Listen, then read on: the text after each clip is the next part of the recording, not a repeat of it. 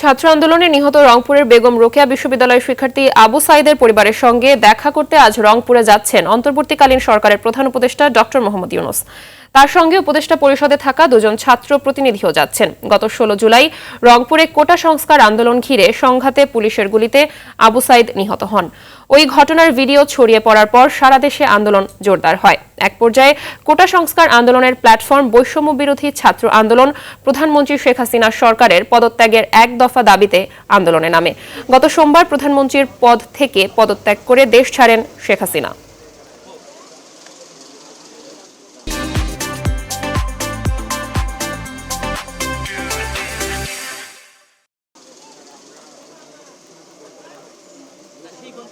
শহীদ হয়ে গেছে, সকলেই বলতেছে যে শহীদ আপনার ছেলে, আপনি শহীদের বাবা। এটা নিয়ে একটা গর্ববোধ হয়। সরকারের কাছে দাবি জানাই যে সকলের যেন দৃষ্টান্তমূলক বিচার হয়। দর্শক, রংপুরের পীরগঞ্জে রয়েছেন আমাদের সহকর্মী বিপুল দেবরায়, সরাসরি যোগ দিচ্ছেন তিনি। বিপুল, ডক্টর ইউনূস পৌঁছেছেন কিনা এই মুহূর্তে, সেখানকার কি পরিস্থিতি জানাবেন আমাদের?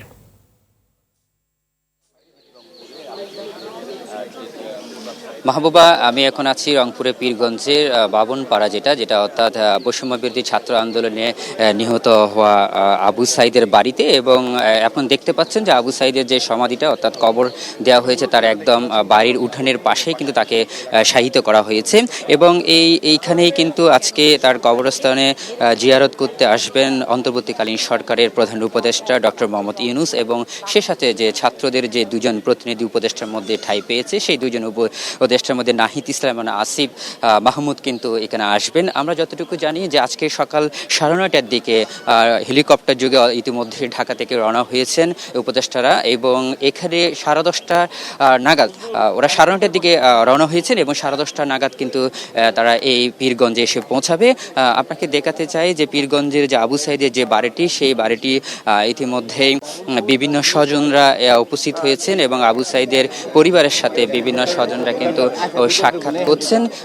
আমরা আপনাদেরকে দেখাতে চাই এবং সে সাথে দর্শকদেরকেও দেখাতে চাই যে আবু সাইদের যে বাড়িটি রয়েছে সে বাড়িটি সেকে নিরাপত্তা চাদরে ঢেকে রাখা হয়েছে আইন শৃঙ্খলা বাহিনী, কারণ এখানেই কিন্তু অন্তর্বর্তীকালীন সরকারের প্রধান উপদেষ্টা ডক্টর মোহাম্মদ ইউনূস তিনি আসবেন এবং কবর জিয়ারত করার পরে কিন্তু তার পরিবারের যে সদস্য রয়েছেন তাদের সাথে নিয়ে তিনি সাক্ষাৎ করবেন। এবং আপনার মাধ্যমে জানিয়ে দিতে চাই যে আসলে এখানে যা এলাকাবাসী রয়েছে তারাও কিন্তু বলছেন যে শহীদ আবু সাইদের যে আত্মত্যাগ, সেই আত্মত্যাগ যাতে জাতি স্মরণ রাখতে পারে তার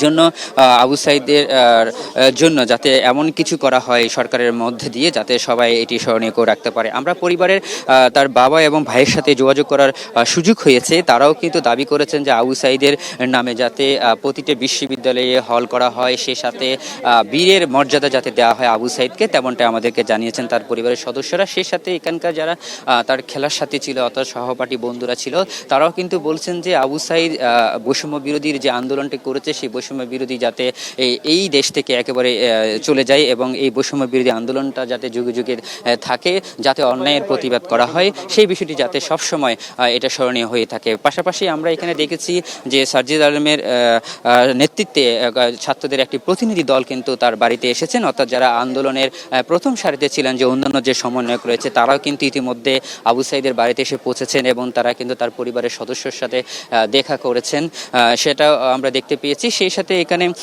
উপদেষ্টারা যখন আসবেন তখন কিন্তু উপদেষ্টারা, আমরা যতটুকু খবর পেয়েছি, তার বাড়ি পরিদর্শন শেষে কিন্তু রংপুর বেগম রোকেয়া বিশ্ববিদ্যালয়, সেই সাথে আবু সাইদ যেখানে নিহত হয়েছে অর্থাৎ বিশ্ববিদ্যালয়ের সামনে পুলিশের গুলিতে, সেখানেও কিন্তু পরিদর্শনে যাবেন কিন্তু প্রধান উপদেষ্টা সহ অন্যান্য দুই উপদেষ্টা। সেই সাথে আমরা যতটুকু জানি রংপুর মেডিকেল কলেজেও যদি সময় হয় তাহলে ডক্টর মোহাম্মদ ইউনূস এবং অন্যান্য উপদেষ্টারাও কিন্তু সেই রংপুর মেডিকেল কলেজে যারা আহত রয়েছে তাদেরকেও দেখতে যাবে, এমনটা আমরা জানতে পেরেছি। সেই সাথে আপনারা দেখতে পাচ্ছেন যে এখানকার যে এলাকাবাসী রয়েছে তার সাথে উৎসুক জনতা কিন্তু আজকে ভিড় জমিয়েছে সে আবু সাইদের বাড়িতে, এবং বলা হচ্ছে যে যারা এই ধরনের অপরাধ কর্মকাণ্ডের সাথে জড়িত ছিল তাদের শাস্তি দাবি তারা কিন্তু জানিয়েছেন। মাহবুবা, এই ছিল আমার কাছে সর্বশেষ তথ্য। জি, অসংখ্য ধন্যবাদ আপনাকে।